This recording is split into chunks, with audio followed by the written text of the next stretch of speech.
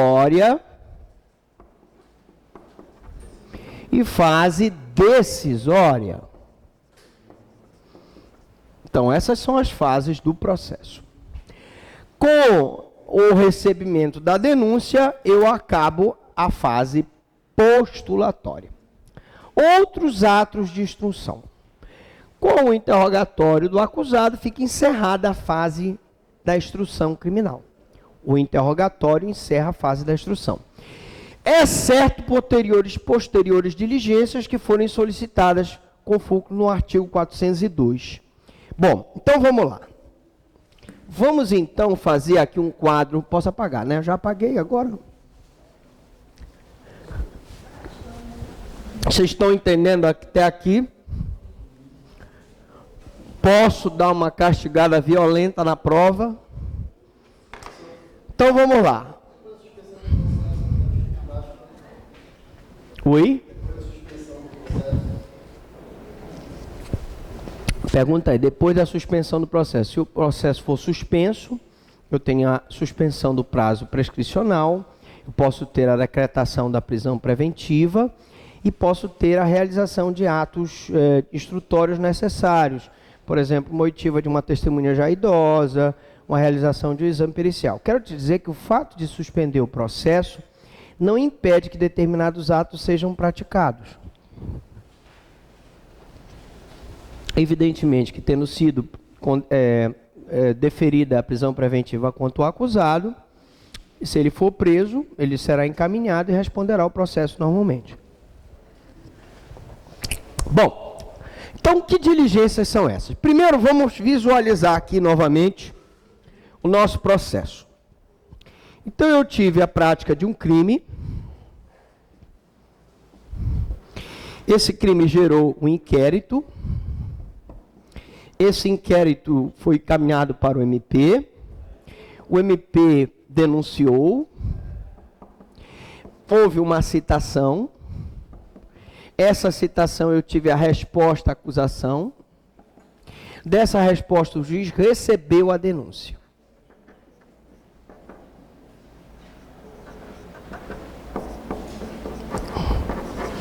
Até aqui, senhores, da denúncia até o recebimento da denúncia, eu tenho a fase, qual é a fase?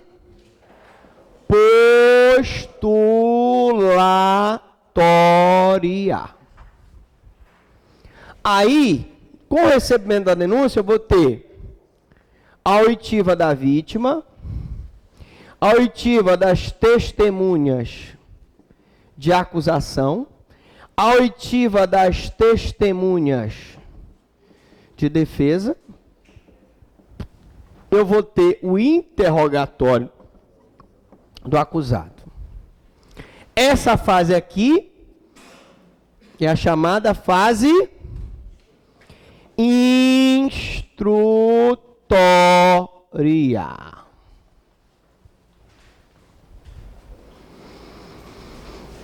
Terminado o interrogatório, encerra-se a instrução.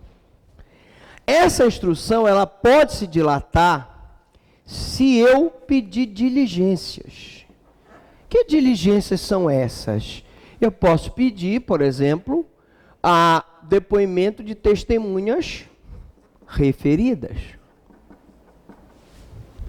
Eu posso pedir o depoimento de informantes. Eu posso pedir a acareação. Eu posso pedir a juntada de documentos. Eu posso pedir a realização de exames periciais. Então, nessa fase de diligência, eu vou avaliar quais são as diligências necessárias para, no caso da acusação, provar a pretensão punitiva e, no caso da defesa, provar a inocência daquela pessoa.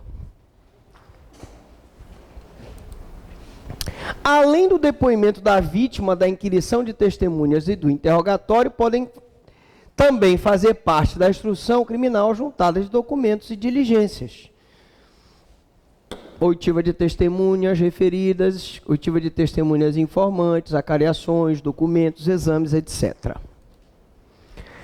Pode ocorrer também que, em decorrência dos testemunhos, haja necessidade de diligências urgentes, oportunidade que um juiz poderá deferir o pedido para tais diligências, como também pode o mesmo determinar a realização de diligências ex officio. Ah, professor, quer dizer que esse pedido de diligência aqui, eu tenho um pedido de diligência para acusação, e tenho um pedido de diligências também para a defesa, em que a acusação pede as diligências que ele quer e a defesa pede as diligências que ele quer. E o juiz pode determinar a produção de provas ex officio. Pode determinar a produção de provas ex officio. Então, eu posso ter aqui uma chamada diligência ex ofício, determinada pelo próprio juiz. O juiz verifica que precisa do laudo, do exame pericial. Ele determina. Ele verifica que precisa requerir uma testemunha, ele determina. Ele precisa de um documento que não está nos autos, ele determina, sem problema nenhum. Então, porque o juiz, no processo penal, tem essa necessidade porque ele está em busca da verdade real. São bens indisponíveis, direito de liberdade do cidadão, desde que não cause tumulto processual ou não viole o princípio do contraditório e da ampla defesa. Por quê? Porque pode aparecer prova nova e, nesse caso, ele vai ter que dar oportunidade para a acusação e para a defesa de se manifestarem sobre aquela prova nova, que pode, inclusive, determinar a procedência ou improcedência da pretensão punitiva. E sempre que não for possível o encerramento da instrução, dentro do prazo, o juiz deve consignar nos autos o motivo da demora. Por que é importante ele consignar? Porque nós já vimos que se essa instrução ultrapassar os 60 dias sem um motivo justificado, isso vai caracterizar constrangimento ilegal, passível ordem de habeas corpus. Esse dispositivo deve ser bem mais observado rigorosamente quando se tratar de réu preso, sob pena de configurar contra o réu um verdadeiro constrangimento ilegal. E quando a instrução demora mais de 60 dias, este constrangimento ilegal gera para o réu preso o direito do seu defensor pleitear a sua liberdade através de um habeas corpus, de uma medida de habeas corpus. Bom, prazo para o encerramento. Se o réu estiver preso, ocorre o constrangimento ilegal, quando ele ultrapassa o prazo de 60 dias, e pode o seu advogado impetrar uma ordem de habeas corpus destinada a reparar o constrangimento, ou seja, colocar o seu cliente em liberdade. Conforme a lei, o prazo para o encerramento da instrução do rito ordinário é de 60 dias. Então, eu tive aqui a diligência, tá certo? Então, dilatou-se essa diligência aqui, mas, mesmo dilatada, eu não posso ultrapassar os 60 dias, sob pena de caracterizar o constrangimento ilegal. Beleza pura? Tranquilos? 60 dias, ó. 60 dias. Rito ordinário. Já vimos que é rito ordinário, procedimento ordinário, embora muitas vezes a gente fale processo ordinário. Tecnicamente, a gente sabe que é rito ordinário ou procedimento, porque o processo é o conjunto de atos e o rito ou procedimento é a forma pela qual esses atos são praticados. Muito bem.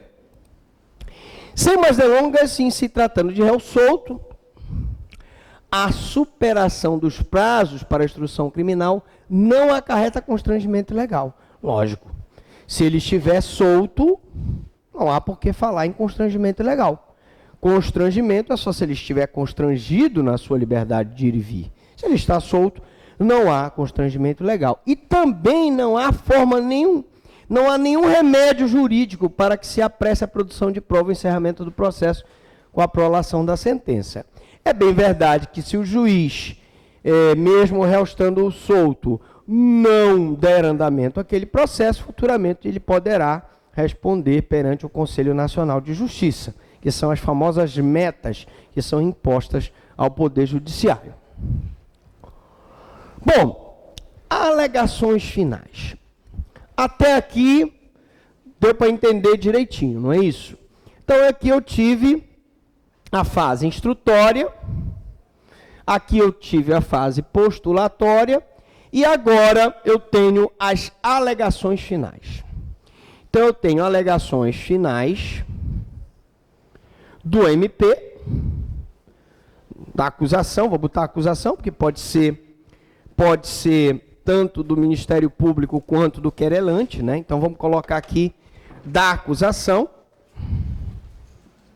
Eu tenho as alegações finais da defesa. E, finalmente, eu tenho a sentença, né? Sentença. Aqui, gente, eu tenho a fase decisória. Fase decisória, onde o juiz decide a causa. Então, realizadas as diligências ou não sendo elas requeridas pelas partes, porque em determinados processos a parte pode dizer assim, nada tem a requerer na fase do 402, na fase de diligências. E muitas vezes acontece isso. Nem o Ministério Público requer a produção de diligências, nem a defesa requer. Não há necessidade, não há sempre que vai ser necessário. Muito bem. Não sendo requerida pelas partes, passa-se então a fase das alegações finais. As alegações finais são de suma importância porque é a última oportunidade que tem a parte de se manifestar antes da sentença. Então a importância dela é porque eu devo apreciar a prova que foi produzida e deduzir as minhas pretensões. Professor Franklin, o Ministério Público pode, provada a inocência do acusado, pedir absolvição nas alegações finais? Pode. A defesa não pode pedir a condenação. A defesa pode manter o raciocínio condenatório, pedindo sempre uma diminuição de pena, pedindo a aplicação de uma atenuante, de uma causa minorante, mas a defesa não pode pedir para a condenação, pura e simplesmente. Ela deve, mesmo que peça pela condenação, deve arguir alguma coisa em defesa do réu, uma atenuante, uma diminuição de pena pela confissão, uma causa de diminuição de pena. Mas o Ministério Público pode, nas alegações finais, pedir absolvição. Mas as alegações finais, como eu disse, são muito importantes.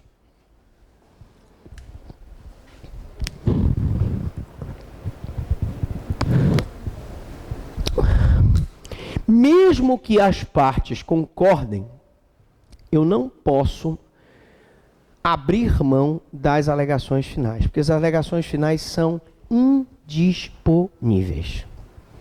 Tem que ser dado prazo para essas alegações finais. Eu tenho que dar prazo. Ora, pelo princípio da eventualidade, cabe a cada uma das partes produzir as suas alegações.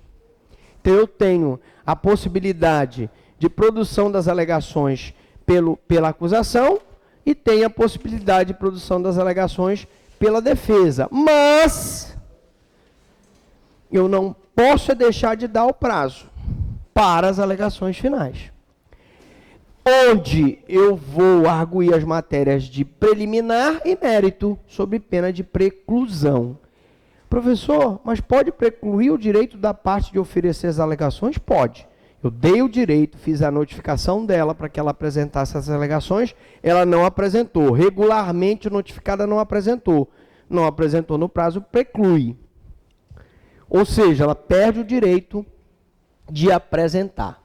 E é francamente predominante a orientação de que se torna indispensável a intimação da defesa para o oferecimento das alegações finais. O que é indispensável, gente, é a intimação da parte para oferecimento das alegações finais e o respectivo prazo.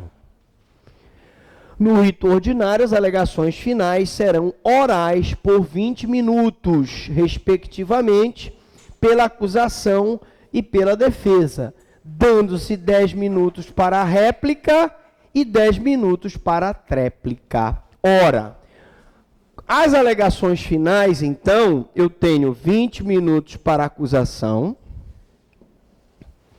20 minutos para a defesa, e tenho réplica de 10 minutos para a acusação e 10 minutos para a defesa. Pô, professor Franklin, mas eu fui lá numa instrução e o juiz substituiu as alegações finais por memoriais escritos no prazo de 5 dias. A substituição de memoriais por memoriais escritos é uma coisa que está previsto, não está previsto propriamente no Código de Processo Penal, mas que, por convenção, os juízes vêm deferindo. Porque às vezes a causa é muito complexa, são vários volumes. Eu não tenho como saber exatamente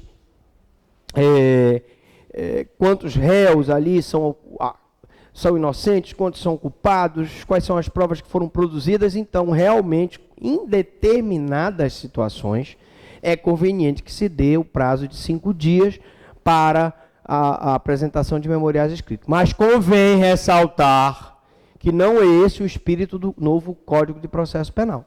O novo Código de Processo Penal visa, com esses memoriais orais, agilizar a prestação jurisdicional. Se você, então, dá uma coisa que dá às partes o direito de fazer por escrito no prazo de 5 dias, uma coisa que é 20 minutos para acusação, com mais 10, prorrogável por mais 10, para então haver a prolação da sentença, você está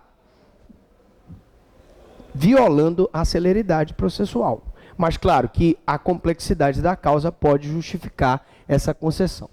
Então, a apresentação das alegações finais é uma faculdade da defesa que pode se omitir, já que o juiz decidirá a causa de acordo com as provas existentes nos autos.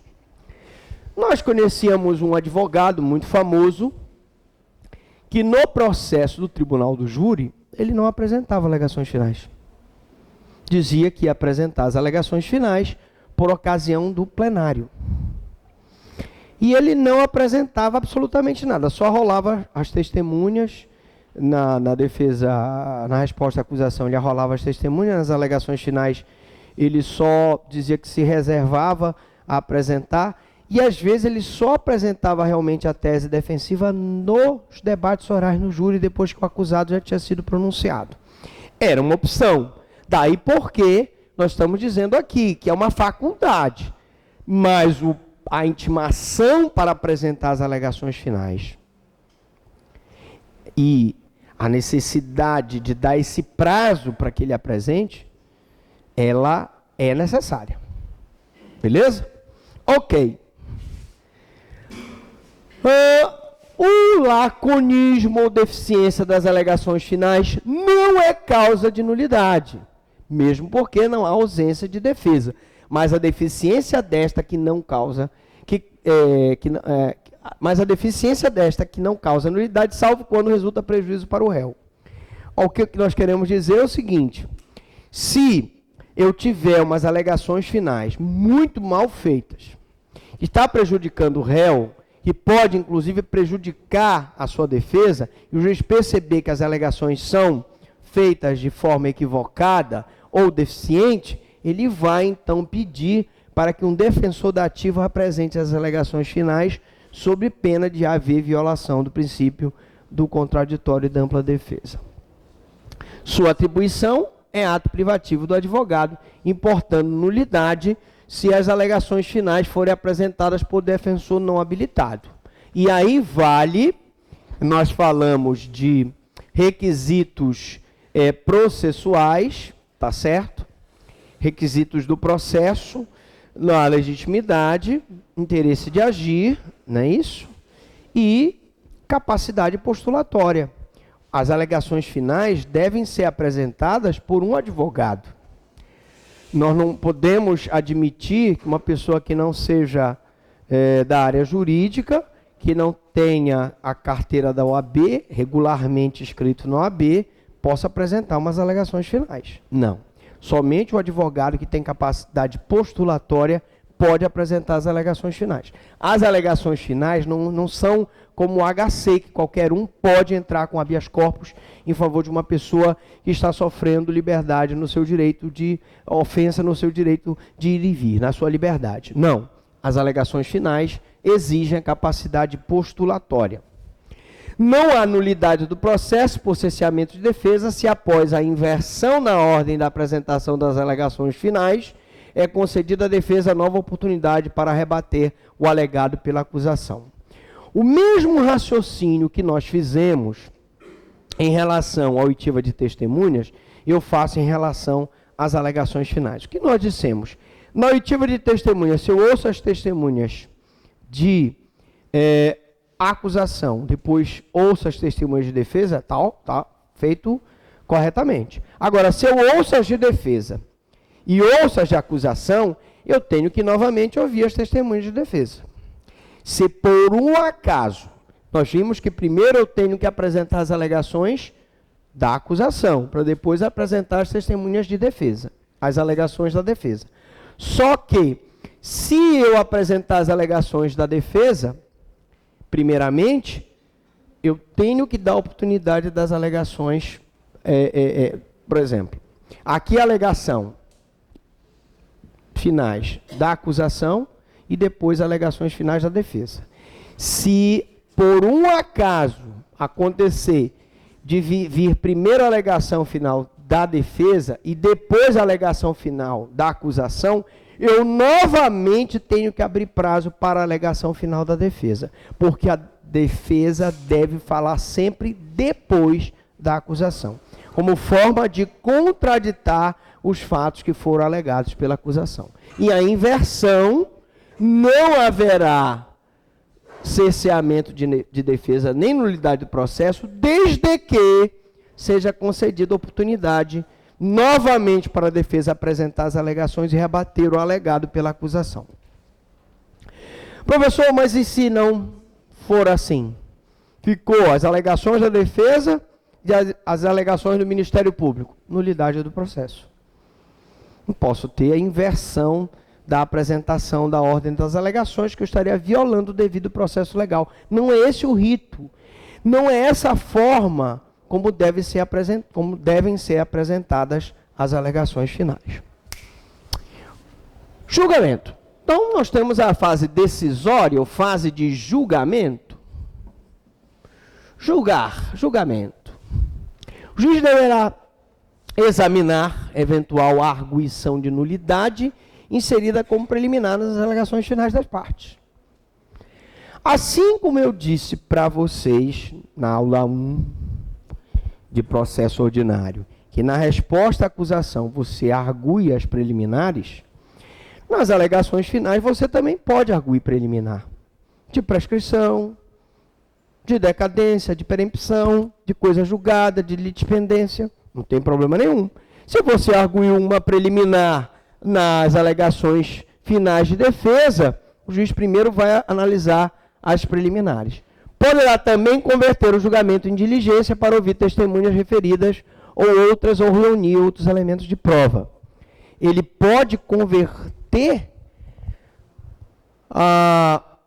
o julgamento em diligência para ouvir testemunha que ele achou importante, que foi referida nas alegações finais? Pode. Nunca vi acontecer essa diligência já nas alegações finais. Mas veja bem, se ele reunir outros elementos de prova e eu tiver um fato novo, aí nós vamos ter aquela hipótese de emendatio libelli, ou seja, a emenda da acusação. Ele vai dar prazo para que o Ministério Público faça o aditamento no prazo de 5 dias e tem que obrigatoriamente dar prazo para a defesa também aditar no prazo de 5 dias. Tá bom? O juiz juiz que presidiu e encerrou a instrução deve proferir a sentença, princípio da identidade física do juiz. Isso nós já vimos. Esse dispositivo traz para o campo do processo penal a regra da identidade física do juiz, que não é uma regra absoluta, é uma regra relativa. Não realizada qualquer diligência, o juiz deve proferir a sentença. E aí a sentença vai ser pela procedência da pretensão punitiva ou pela improcedência da pretensão punitiva. Caso contrário, deve ouvir a parte sobre a prova acrescida. Se naquela conversão que ele fez para converter o julgamento numa diligência para ouvir a testemunha, e a testemunha trouxe provas novas, sem problema nenhum, ele vai pegar e vai ouvir a parte sobre a prova acrescida. Mas se ele deu oportunidade para o Ministério Público, ele deve dar oportunidade para a defesa por causa do princípio da igualdade de armas no processo.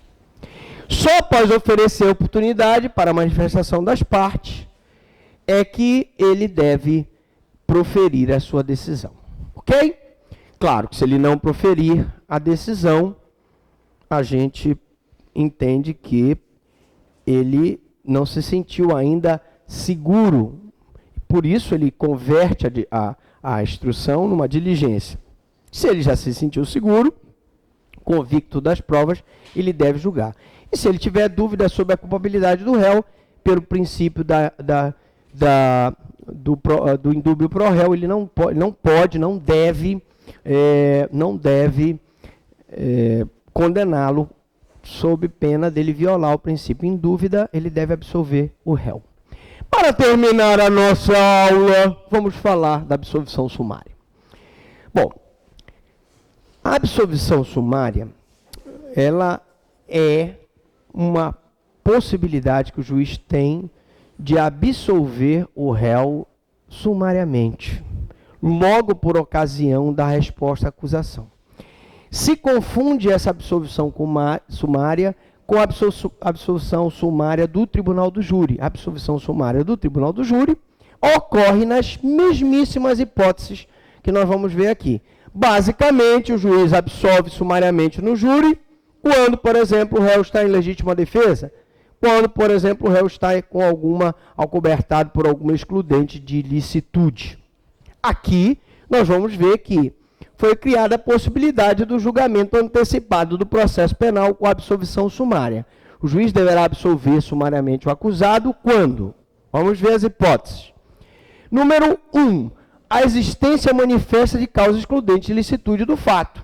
Ora, se ele verificar, depois da instrução, que o acusado está em legítima defesa, ele deve absolvê-lo.